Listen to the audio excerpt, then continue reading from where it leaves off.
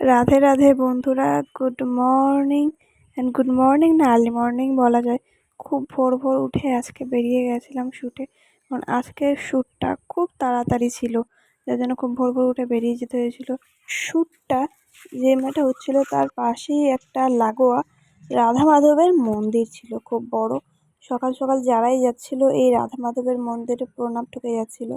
সকাল সকাল তো জগন্নাথ দেবের মুখ দেখে এবং এই মন্দিরের দর্শনেই মনটা পুরো ভরে গেল, সকাশকির দর্শনে।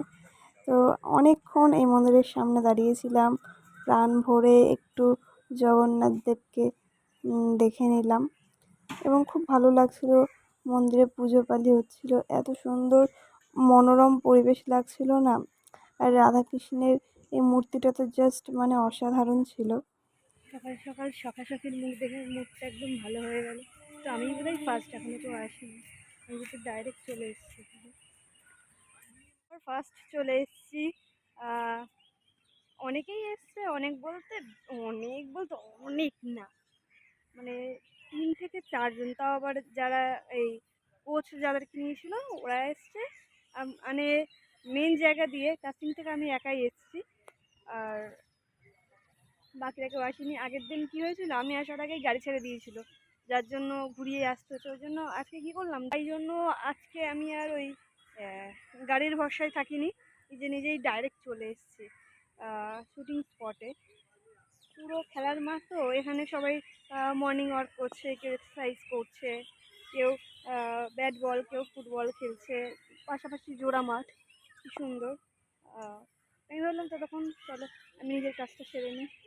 সেট রেডি করা হচ্ছে, এরা সবাই এসে পৌঁছেই সব শুরু করে দিয়েছে কাজবাজ। সেট করছে আর আমি হয়ে গেছি, মানে হতে যাবো রেডি। হিরোইনও এসে হাজির হয়ে গেছে আর শ্যুটও শুরু হয়ে গেছে। তোমাদের ঘূর্ণির সাথে শ্যুট চলছে, হিরোইনের শ্যুট চলছে। ততক্ষণ আমরা পাশে বসে একটু রেস্ট নিয়ে নিচ্ছিলাম, আমরা যে কজন খেলোয়াড় ছিলাম। আর আজকের এই যে শ্যুটটা দুপুর 11টার মধ্যেই শেষ হয়ে গিয়েছিল। এই পাশে বসে মন্দিরটা জাস্ট ভিউটা দেখে নাও, এত দারুণ লাগছে। আর পুরো মাঠটা এইসব, তোমরা যে মাঠ দেখো সবাই হাততালি দিচ্ছে, সব কিছুই না, সব ফেক। আসল হলো এইটা। তো দেখে নিলে। আর শুটিংটা আজকে সত্যি 11টার মধ্যে শেষ হয়ে গেছিলো। শ্যুট শেষ হতেই আমি গাড়ি নিয়ে নিলাম, ওরাই দিয়েছিল গাড়ি।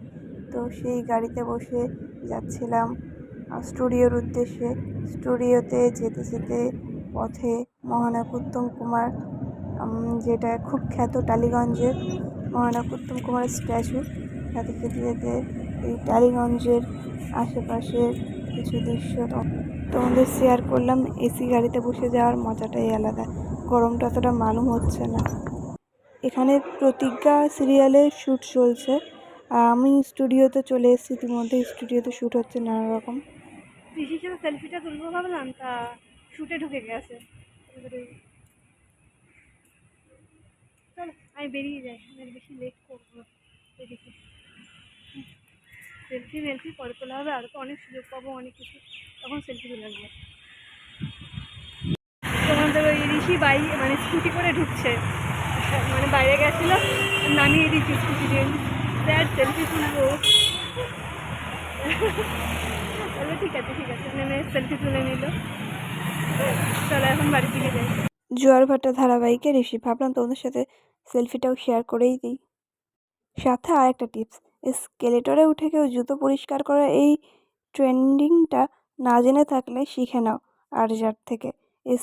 এই সিঁড়িগুলোর পাশের যে ব্রাশগুলো আছে সেইগুলোতে পা দিলে কি সুন্দর জুতোগুলো পরিষ্কার হয়ে যায়। আমি তো প্রতিদিন এইভাবে জুতো সাফ করি। চলো দমদম পৌঁছিয়ে গেলাম, এবারে পরের ভিডিওতে আবার দেখা হবে। এখন বাড়ি যাই সোজা, আর কোনো ভিডিও না, টাটা।